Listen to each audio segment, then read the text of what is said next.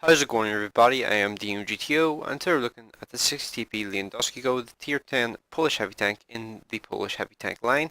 This is a vehicle which for the most part I'm a pretty big fan of, but there are actually a few weaknesses which I found on this thing when I was looking at Tanks GG, which I'd actually forgotten about. So I'll just quickly go over them here. Now, everybody knows about the overmatch zone on the roof, which is 50mm, which means guns bigger than any 100's gun can overmatch this zone and penetrate it every single time. It's the same with the area above the driver's hatch, like this just little zone here. And everybody knows about the lower front plate and the potential for the turret ring weak point. However, there's another weak point which I had kind of forgotten about, and also everybody knows about the cupola weak point as well. The cupola weak point, tier 8 can penetrate this. But the other weak point which I'd forgotten about is actually this little area right here.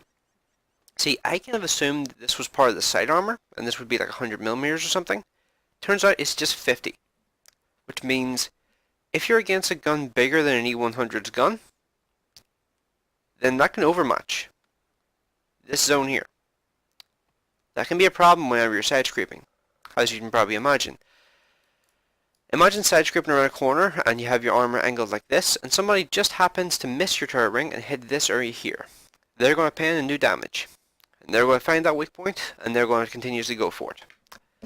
Because that's actually a pretty significant problem if you think about it, because all it takes is like a T110E4 or something like that, getting one lucky shot, and they're going to go, oh, that pinned. That was a surprise. I guess I can overmatch that.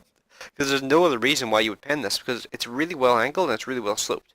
If this was like 60mm, this would be 100% a bounce for anything like a T110E4. But because it's 50mm, it's an it's an easy overmatch for them. So yeah, that's a weak point which I'd actually forgotten about completely. It's the only reason why I even found it again was because in a previous game, I think it wasn't a T110E4. I think it was an Object 268V4. Hit that zone completely by accident because the guy was just rushing forward and firing on the move. He hit that zone and pinned. I was just like, how on earth did he pin that? And then I just looked at Tank CG and was like, oh, right. Well then, what do I do with that? Like how can you possibly what do you do with that? Like I was just like stumped by it because I was just like, you can't have to side scrape this thing, but at the same time against big guns you can't side scrape it because of that weak point. I'm just like, what are you supposed to do? But yeah, let's just continue on ahead here with this here video, and let's head over towards, I guess let's head over to the, see, honestly, it's kind of tempting to head to the west. Honestly, I really don't like fighting on the east from this side on this map. So it's actually really tempting to head to the west. See, are any other heavies heading over that direction? If I'm honest with you, I'm going to head to the west. I really don't like the east on this map in this tank. Like, I know this thing has good gun depression, 8 degrees, has a pretty strong frontal turret, but I just do not like... I do not like fighting on the eastern side of this map.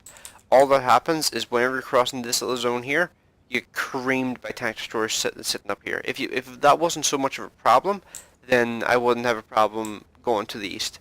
But just tank destroyers that are always camping here just always get like 1,000 free damage on you whenever you're going over there. It's even worse when there's like Jagdpanzer E100s, and medium tanks do exactly the same thing as tank destroyers, so it doesn't really make any difference, especially looking at it. Actually, they have an FE400 on their team, which means they would almost certainly be sitting in that position just waiting to get a shot off at someone. And you may as well like deny them that opportunity. And also, I'm just noticing, only tank that's actually come over here into the same sort of position as me is a T62A. So I expected a couple mediums to come over here, but it turned out only one came over here. So it actually might be pretty important actually holding this flank, because this guy could get rushed and get absolutely just destroyed. Although it looks like the Object 140 is helping that guy out, and actually, wow, the enemy 60 TP has gone there. That's an interesting position. Could be like a new meta or something, which I haven't noticed. I've never seen a tank actually go over there. Get 800 damage into him. I really like this thing's alpha damage. It's doing over 800 damage in one shot. It's really satisfying, as you can probably imagine. But let's try and go for this other object 140, and thanks to me using the vents instead of the gun line drive, my reel is actually faster than it was before. So let's go for another shot into that guy there, track him in place. These two guys actually on higher health than both of these guys now, which means you can take a one hit from both of them and still survive, while that 140 survived on one HP. Wow. That's the game trolling a bit there. I guess the guy did get pretty unlucky with the damage that I got onto him. So I guess it kind of makes sense for the game to give him a wee bit of luck in this game. Wow, Jesus, the high rolls, holy crap, 860 damage. Damn, these guns can be so goddamn satisfying to use. Let's see, the TS2 has moved forward a little bit, and the Object 140 I think got a shot into him. The E50M I think is in a position where I can't really do anything to him. I'm going to have to be careful here when I push towards this 140. I'm pretty much just going to try and surprise him and then kill him.